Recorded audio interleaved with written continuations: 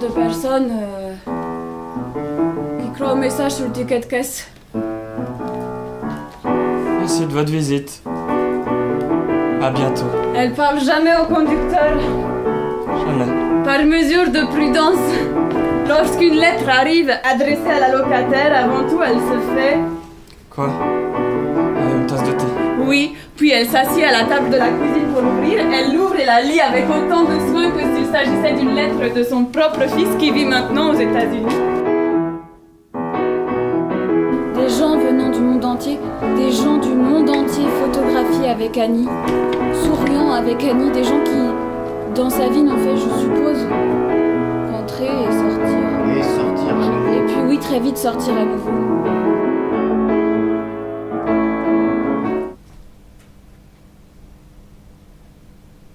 L'été, une rivière, l'Europe, ce sont les principaux ingrédients. Cela ne devrait pas être sa première tentative. Elle a déjà essayé plusieurs fois. Même avant de quitter la maison, elle Elle essaye essaye. plusieurs autres fois au cours de sa vie. Nous voyons ces autres fois. Nous allons revivre ces autres fois, nous allons revivre ces moments déchirants. Nous voyons des photos. Nous voyons des quantités de photos. Nous les voyons de très près. De si près qu'on peut distinguer les petits points. C'est amusant comme tout, finalement, se réduit à ces petits points. Quelques-unes, en fait, sont porno. Porno? Penses-tu pas vraiment? Certaines de ces photos sont en fait assez Je pornographiques. ne dirais pas que c'est pornographique, c'est seulement de la bonne humeur. Rien que la bonne humeur à laquelle on peut s'attendre de la part d'une fille qui sourit, toujours. Qui est toujours en train de rire. Toujours dans l'action. Rencontrant ou quittant quelqu'un. Toujours dans une salle d'attente ou à une station de bus. Attendant près d'un terminal à bagages ou dormant dans le couloir d'un train. Toujours sur le bord de la route, quelque part, avec son grand sac rouge.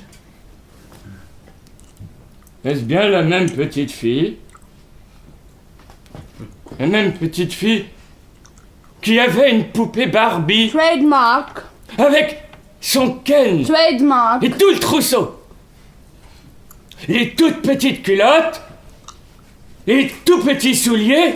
Une nuit, elle descend dans la cuisine et les yeux immenses et graves, elle dit à sa maman et à son papa qu'elle veut être une terroriste. C'est la tête qu'il faut. Elle veut sa petite chambre à elle et une liste de noms. Des cibles. C'est bien ça, une liste de cibles avec leurs photos. Elle veut en tuer un par semaine, puis revenir dans sa petite chambre et boire du thé Earl Grey. C'est ça, il faut que ce soit du Earl Grey et il en faut un par Sa semaine. pauvre maman et son pauvre papa sont horrifiés. Et ils ne savent absolument pas comment prendre cela. Ils n'ont jamais acheté de thé Earl Grey de leur vie.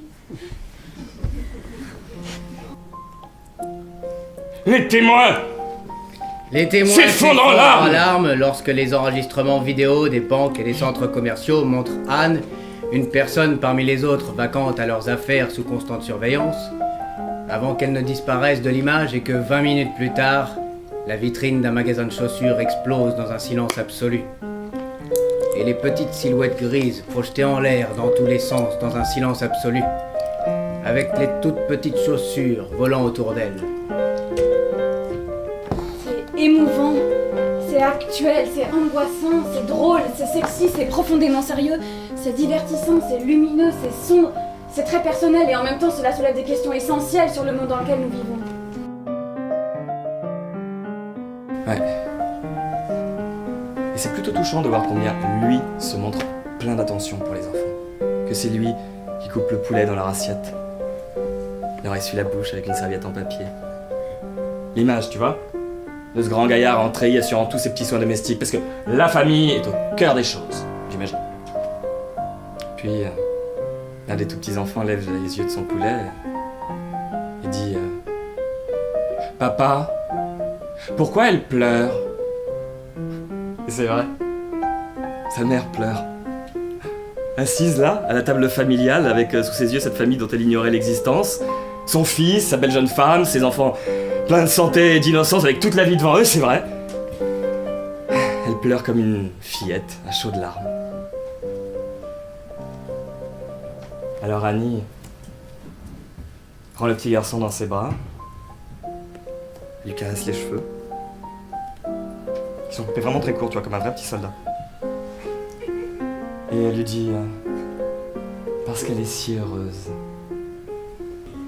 Parce que ce que nous voyons là est l'œuvre d'une fille qui, c'est évident, aurait dû être admise non pas dans une école d'art, mais dans un asile psychiatrique.